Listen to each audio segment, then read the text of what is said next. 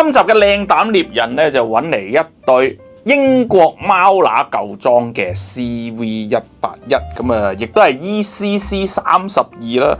見到咧佢係黑咗葫蘆形半個噴炭樽，上面啲柄咧係鑊撈半圓柄。最珍貴嘅地方咧就係佢飯盒環嚟嘅，好似個飯盒個頂咁樣。咁啊，因為咧就之後又出過有 D 環啦，其他形狀嘅環啦。咁飯盒環咧就係最前期，同埋聽説咧係最好聲嘅。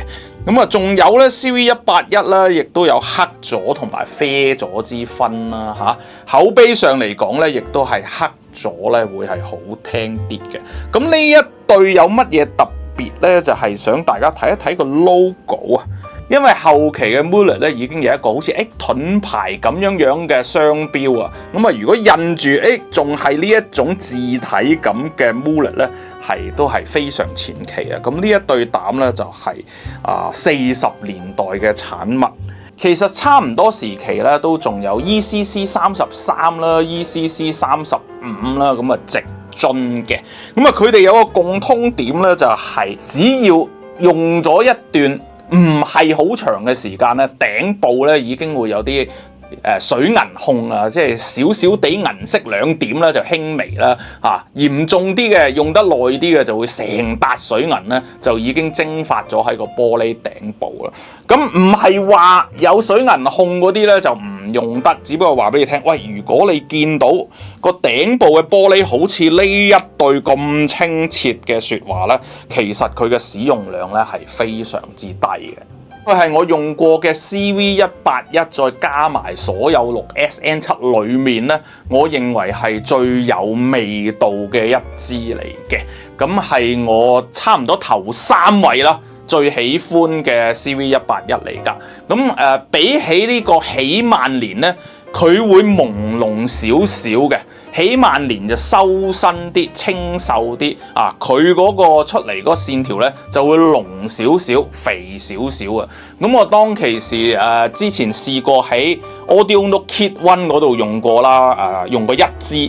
咁我比較過呢個德律風根嘅 6SN7，雖然德律風根嗰支係貴啲嘅，咁但係我都係比較喜歡呢一支貓乸嘅 ECC32，即係 CV181嘅。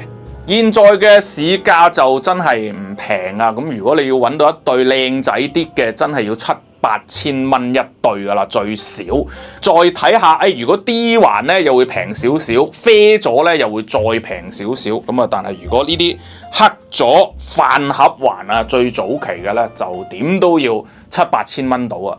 咁值唔值得買咧，就見仁見智啦。即係如果你嗰部機，尤其喺前級嘅部分係用呢個6SN7，然之後係好應棍嘅，一換咗膽個反應好大嘅，然後你又好喜歡同埋信賴呢個舊裝貓乸嘅聲音咧，咁呢對膽咧都係即係人生裡面係值得玩一玩嘅。